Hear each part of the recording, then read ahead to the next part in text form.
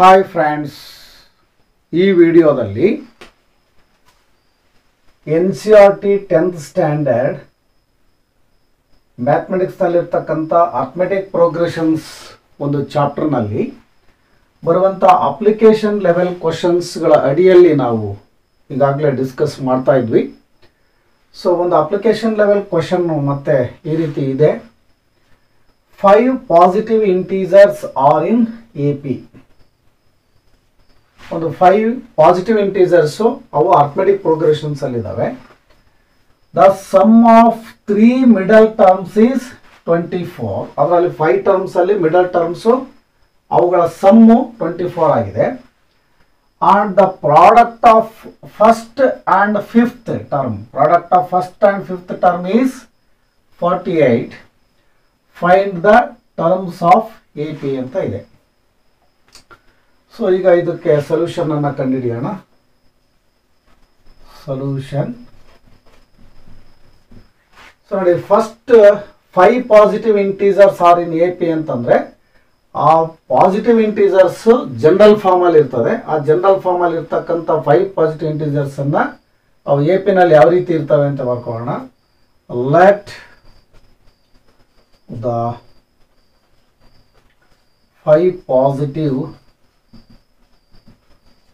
integers are in AP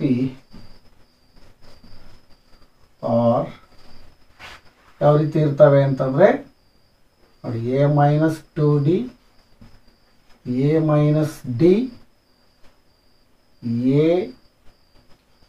A plus D, 1 2 3 4, A plus 2D. ಅಂದರೆ in general ನಾವು general form ಅನ್ನು start ಮಾಡ್ತಕ್ಕಂಥದ್ದು A ಇಂದ start ಮಾಡ್ತೀವಿ. A plus D, A plus 2D, A plus 3D ಆ ರೀತಿ ಮಾಡ್ತೀವಿ.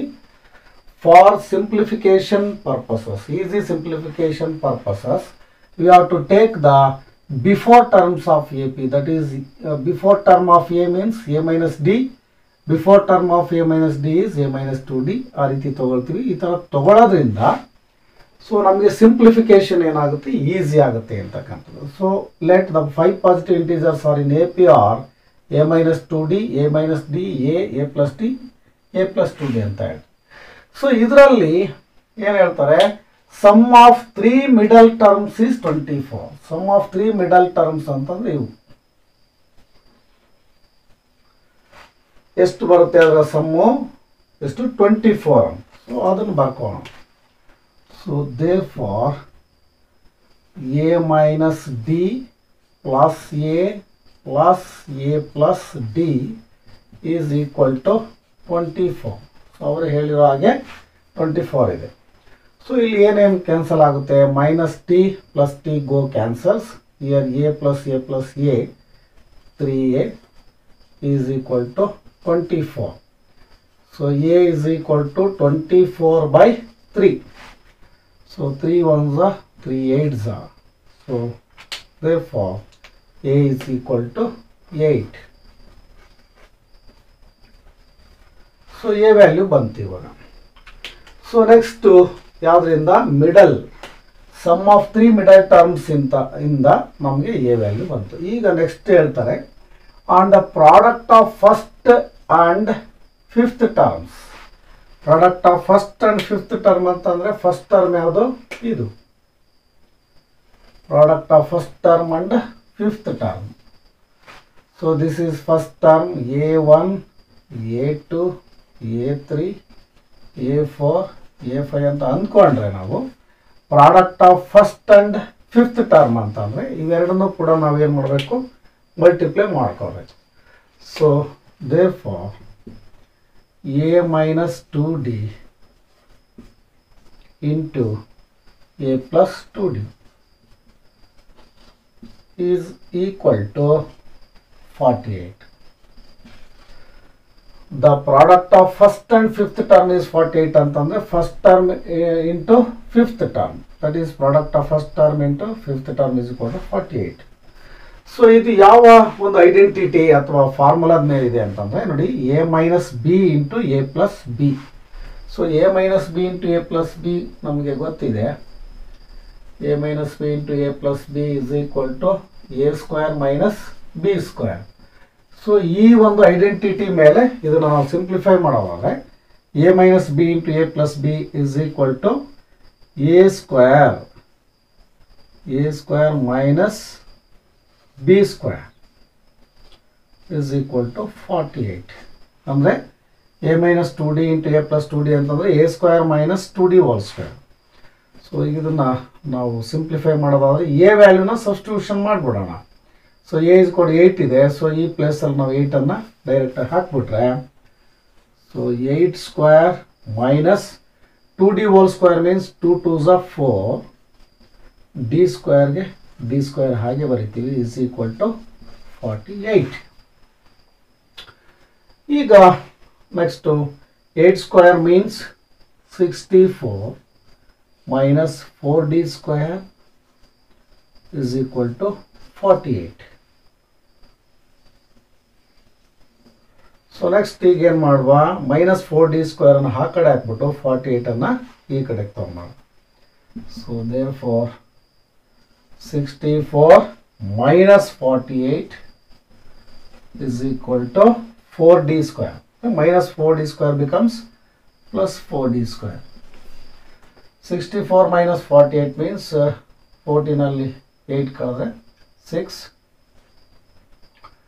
5 ಅಲ್ಲಿ 1 ಹೋದರೆ 5 ಅಲ್ಲಿ 4 ಹೋದರೆ 1. So 16 is equal to 4d square. So 16 by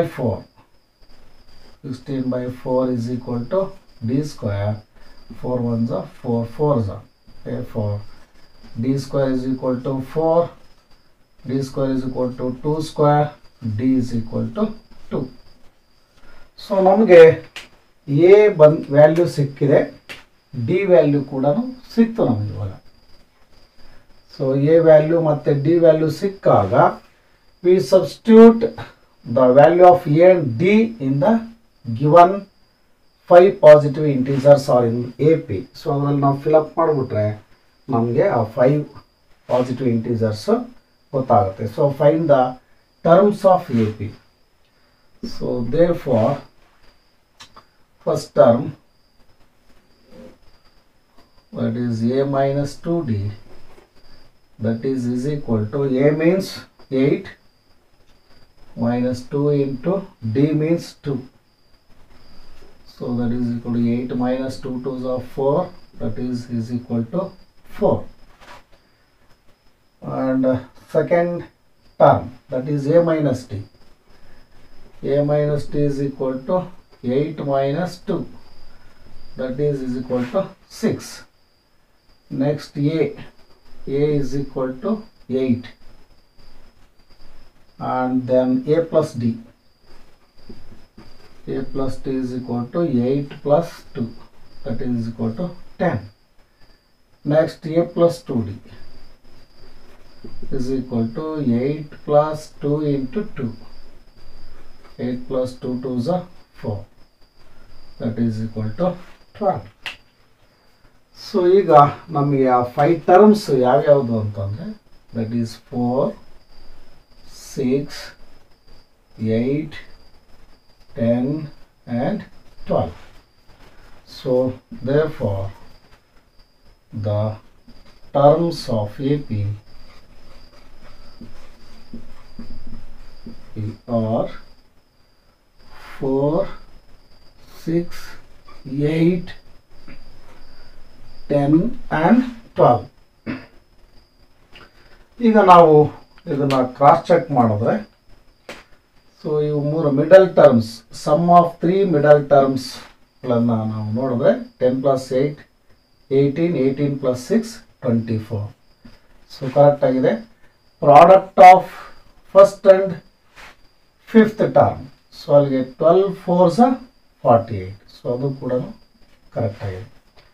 so okay, ಇನ್ನೊಂದು ಸರಿ ಹೇಳೋದಾದರೆ 5 positive integers are in AP are a minus 2d, a minus d, a plus d, a plus 2d ಅಂತ ತಗೊಳ್ತೀವಿ. ಯಾಕೆ ಅಂತಂದರೆ ಇನ್ ಜನರಲ್ ಕಾಮನ್ ಆಗಿ ನಾವು a ಇಂದ ತಗೊಳ್ತೀವಿ, ಬಟ್ ಇದನ್ನು ಹಿಂದಕ್ಕೆ ನಾವು ಯಾಕೆ ತಗೊಳ್ತೀವಿ ಅಂದರೆ ಸಿಂಪ್ಲಿಫಿಕೇಶನ್ ಈಸಿ ಆಗಲಿ ಅಂತ ತಗೊಳ್ತೀವಿ. ಸೊ ಅಲ್ಲಿಗೆ ಲೆಟ್ ದ 5 ಪಾಸಿಟಿವ್ ಇಂಟೀಜರ್ಸನ್ನು a-2d ಇಂದ ಕಮೆನ್ಸ್ ಮಾಡಿ a+2dಗೆ ನಾವು ಸ್ಟಾಪ್ ಮಾಡ್ತೀವಿ. ಸೊ ಇಲ್ಲಿ sum of the middle 3 terms ಅಂತಂದರೆ ಇವೆಲ್ಲ ಆಡ್ ಮಾಡಿಕೊಂಡ 24, ಅವಾಗ a ವ್ಯಾಲ್ಯೂ ಸಿಕ್ತು. Product of first and fifth term ಅಂತಂದರೆ so a-2d into a+2d is ಕೂಡ 48. ಇದು a-b ಇಂಟು a+b ಫಾರ್ಮುಲಾಕ್ಕೆ ಬರೋದ್ರಿಂದ a² - b² ಆ ಥರ ಬರ್ಕೊಂಡಾಗ a² - 2d² is equal to 48 ಅಂತ ಬರುತ್ತೆ. ಎ ವ್ಯಾಲ್ಯೂನ ಇಲ್ಲಿ ಸಬ್ಸ್ಟಿಟ್ಯೂಷನ್ ಮಾಡಿಕೊಂಡು ಸಿಂಪ್ಲಿಫಿಕೇಶನ್ ಮಾಡಿಕೊಂಡಾಗ ನಿಮಗೆ ಡಿ ವ್ಯಾಲ್ಯೂ ಸಿಗುತ್ತೆ. So A value D value ಸಿಕ್ಕ ನಂತರ ನೀವೇನು ಮಾಡಬೇಕು, ಸಬ್ಸ್ಟಿಟ್ಯೂಷನ್ ಮಾಡಬೇಕು. ಈ 5 ಪಾಸಿಟಿವ್ ಇಂಟೀಜರ್ಸ್ನ ಏನು ತೊಗೊಂಡಿರ್ತೀರಲ್ಲ, ಸೊ ಅದರಲ್ಲಿ ಸಬ್ಸ್ಟಿಟ್ಯೂಷನ್ ಮಾಡಿದಾಗ you get the 5 positive integers are in A P. So that is 4, 6, 8, 10, 12. So ಇದನ್ನು ಕ್ರಾಸ್ ಚೆಕ್ ಮಾಡಿದಾಗ middle sum of the 3 middle terms ಅಂದರೆ 10 + 18, 18 + 6, 24 ಬರುತ್ತೆ. So product of first and last ಅಂತಂದರೆ that is also 48. Okay, thank you friends.